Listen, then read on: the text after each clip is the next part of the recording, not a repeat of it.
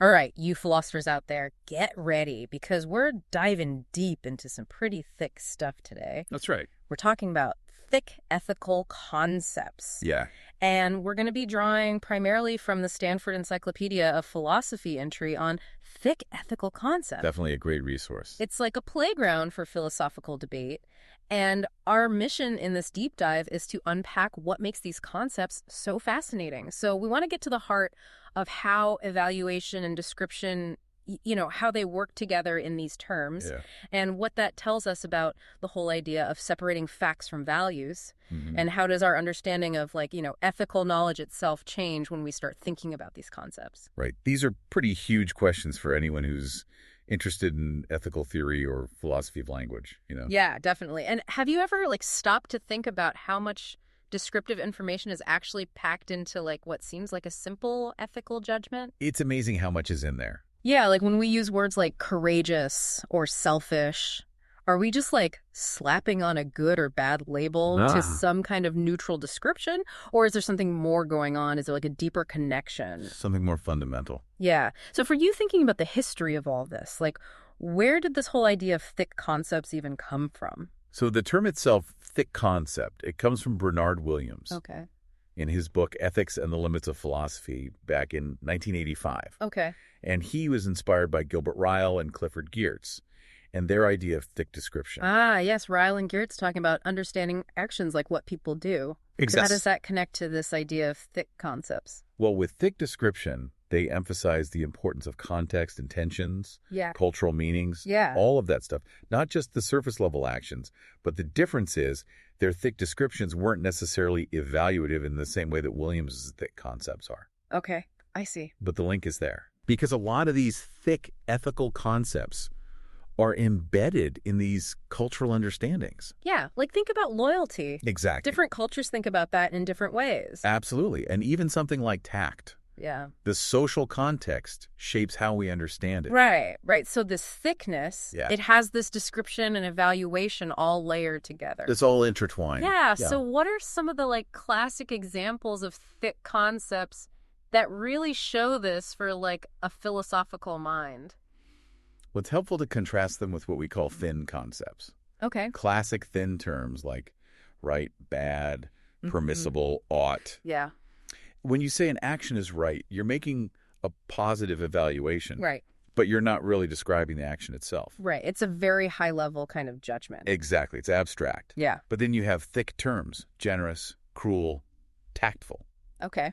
These seem to have a lot more descriptive content built in. Yeah. If you call someone generous, that's positive, but it also suggests something about their behavior. They give more than what's required. Exactly. And that's what defines thick concepts, this fusion of evaluation and description. It's like the description almost justifies the evaluation. Yeah, it provides a basis for it. But as philosophers, we love to define things precisely. We do. It's hard to pin down a neutral definition of a thick concept beyond just saying it's this combination. Right. It's tricky. Williams even described thick concepts as being action guiding, Yes. providing reasons for action, Uh-huh. and world guided, meaning they depend on how the world actually is.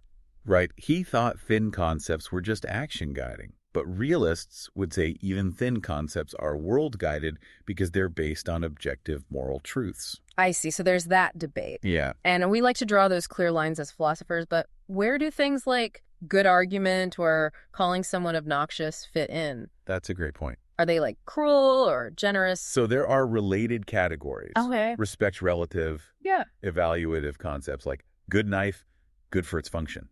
Then there are pejorative terms which have negative evaluation linked to descriptions like ethnicity. Okay. In terms like obnoxious. Yeah, they evaluate negatively based on behavior. Right. Then there are effective terms like admirable and contemptible, Mm-hmm. and even dual character concepts like artist, Okay. where you have descriptive criteria like creating art and normative expectations like embodying artistic ideals. I see. So there's a lot of debate about how these relate to the core thick concepts. So it's a big philosophical playground. It is. So we see that thick concepts are this blend of description and evaluation. Yeah.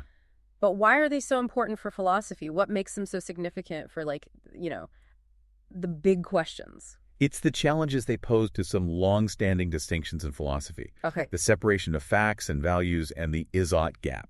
Ah, Yeah. yeah, so that classic problem. Right. How do you get from facts to moral obligations? Exactly. And Philippa Foot argued that thick terms might bridge this gap. Okay. She thought the evaluative meaning of rude, its negativity is entailed by its non-evaluative description, like causing offense or showing disrespect. So the description logically leads to the evaluation. Yeah, that was her idea. Bold move. It was, What did other philosophers say about that? well, there's a counter-argument, Okay. focusing on what we could call objectionable thick terms. Okay. Words like chaste, lewd, blasphemous, or even selfish. Mm-hmm. People might accept the non-evaluative description, Okay. like chaste, meaning sexual abstinence, Right. but not agree with the negative or sometimes even positive evaluation. Right. Like you could describe something as a sexual display without calling it lewd. Exactly. Yeah. So that entailment from description to evaluation might not be as solid as Foot suggested. So just because a term has both descriptive and evaluative elements, Right. it doesn't mean that the ought is hidden within the is. Exactly. And this leads to the anti-disentangling argument, Okay. often associated with John McDowell. Mm-hmm. It's about the difficulty an outsider, someone not sharing the values of a community, would have in understanding a thick concept just from the neutral description. Interesting. Like imagine trying to understand unjust without any grasp of fairness or rights. Yeah. McDowell says you can't truly grasp it without the evaluative part.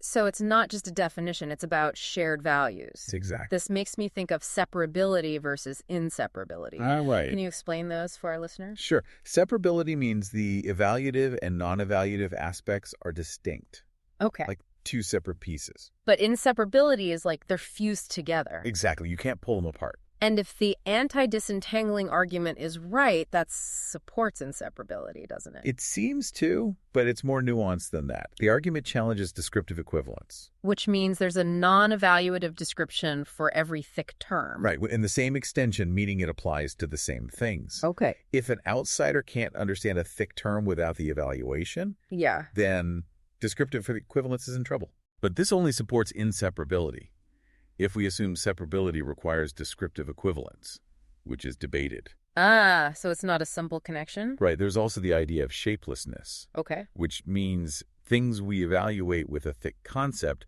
might not share any neutral similarities. Interesting. So an outsider couldn't predict how to use the term just from a neutral description. So much complexity. Yeah. Okay, we've seen that thick concepts have both evaluation and description. Right. And this raises all sorts of questions, but how do they actually combine? Yeah, the combination question. What are the different views on that? The separabilist view sees them as distinct parts. Okay. Stephen Burton said thick terms mean something like X is E in virtue of some instance of D. Where E is the evaluation and D is the description. Exactly. That in virtue of Yeah. tries to address the anti-disentangling argument How so? by saying the specific descriptions that trigger the evaluation can change with context. So no single neutral description works. So it's more complex than just putting two things together? Yeah. Then there's Elstein and Herka. Okay. They have two patterns of analysis. Okay, let's hear.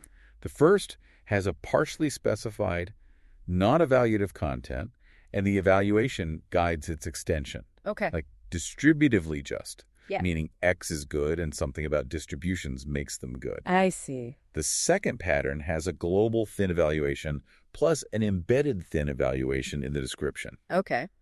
Their example is courageous, which they say means X is good and X involves accepting harm for greater goods. So even the description has evaluation in it? Yeah, in that formulation. Then we have Brent Kyle Right. with his expansion view. He says thick concepts are like expanded sen terms. Okay. Courageous becomes true to a good cause despite risk. Like adding qualifiers to a thin term. Yeah. And all of these are different from inseparabilist views. Right. Say thick terms are just thick. They're not made of parts. Exactly. Okay, so we've seen some ways to think about how evaluation and description combine. Yeah. Now, where is the evaluation located? The location question. Is it in the meaning of the word or in how we use it? The main views are the semantic view and the secondary content views. Okay, tell me about the semantic view. It says global evaluation is part of the meaning of thick terms. Like it's built in. Yeah.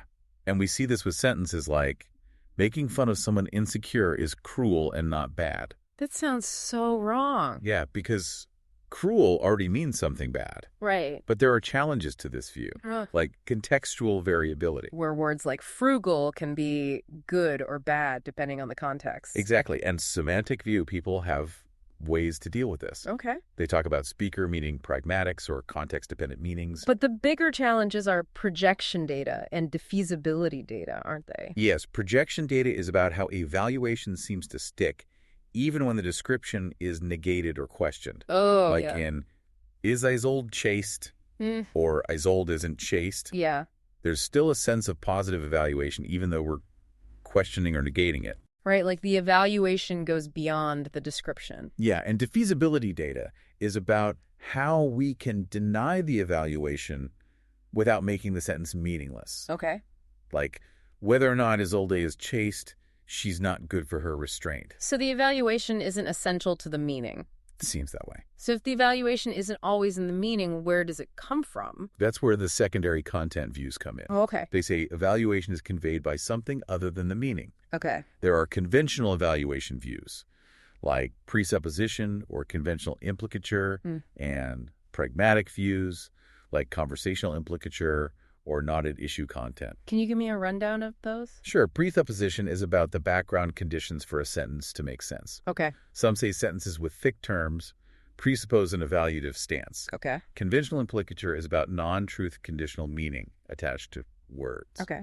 Like the contrast with but. Right. But evaluation with thick terms isn't always that detachable.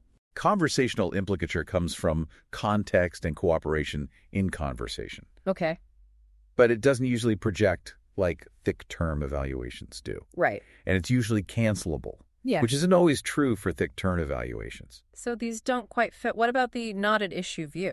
Right, the not at issue view from Pekka Väyrynen Yeah. says evaluations are conversationally generated implications that are not at issue. Meaning their background assumption. Exactly. And this kind of content often projects and is defeasible, like we've seen. So we assume the speaker endorses the evaluation, but they could deny it. Right. So it's a conversational expectation, Yeah. not a core part of the meaning. Right. This really changes how we think about these terms. It does. Okay, so we've looked at how evaluation and description combine and where evaluation is. Yeah. Now, how are thick concepts different from thin concepts? The delineation question. What makes them different? One view is they differ in kind. Okay. Thin terms are purely evaluative. Thick terms have not evaluative information too. Mhm. Like Williams's distinction between action guiding and world guided. Exactly. There are problems with that view. Right. Like maybe not all thin concepts are purely evaluative. Okay. If ought implies can, it has non-evaluative condition. Right. And secondary content views also support a difference in kind How so? because they say thick terms don't semantically express evaluation. But thin terms do. Yeah, So it's about the status of the evaluation. it could be. Another view is they differ in degree, not kind. Yes, Samuel Scheffler pointed that out. He said there's a range of terms between thick and thin. Right, like just fair, impartial. So it's a spectrum of descriptive thickness. Yeah. From pure evaluation to rich description plus evaluation. That's the idea. And then there's R.M. Hare, who Right. had a different take. He said both thick and thin terms have both evaluation and description. Okay. But the key is which one is more firmly attached. Interesting. With thick terms, the non-evaluative meaning is more stable. So if someone used selfish to praise someone, we'd still understand what they meant. Yeah, we'd get the descriptive part. But with thin terms like good, the evaluation's more fixed. Right. If you used good to condemn kindness, it would be wrong. Exactly. So it's about which meaning is more central. Yeah. And there's even more complexity with recent empirical research, like the polarity effect. Which suggests positive thick term evaluation is easier to cancel than negative. Wow. And there are other linguistic features like gradability and scales to consider too. So much to think about. There is. It seems the line between thick and thin is still blurry. It is. Before we wrap up, I noticed our source mentioned thick concepts beyond ethics. Right. So it's not just an ethical thing. Not at all. Okay. It started in ethics, but thickness is being explored in other areas. Like where? Aesthetics, with terms like garish or delicate. Okay. Epistemology with gullible or open-minded. Mm-hmm. Legal philosophy with legal itself. Wow. Logic with validity. Metaphysics with free will. Even philosophy of science with well-being or resilience. There's so many fields. Yeah, it's a broad concept. Are the debates in those fields similar to the ones in ethics? Often, yes. The question of whether evaluation is semantic or pragmatic, Right. and how description and evaluation relate. It seems like a fundamental issue. It is. So to sum up for our listeners, we've explored how these thick terms blend evaluation and description, Yeah. and how that makes them different from thin terms. Right. We've seen how philosophers try to define them and the challenges they pose through traditional distinctions. Exactly. We've also looked at how evaluation and description might combine and where evaluation is located. It's a complex landscape. It is. And this idea of thickness leads to some really deep questions. It does. The answers to these questions about thick concepts have implications for how we understand ethical reasoning, Absolutely. the nature of moral concepts, and the relationship between language and values. Right. It all connects. So for you listening, think about an ethical judgment you've made. Yeah. Can you break it down into a thick concept? See what's in there. What description and evaluation are at play? Think about it. And how does understanding this complexity change your philosophical view? We encourage you to explore the Stanford Encyclopedia entry and other philosophical works on this topic. Yeah, there's so much more to discover. Definitely. It's a fascinating area of philosophy. It is. Keep those philosophical minds churning And we'll see you next time. for another deep dive. Into the world of ideas. All right, take care, everyone.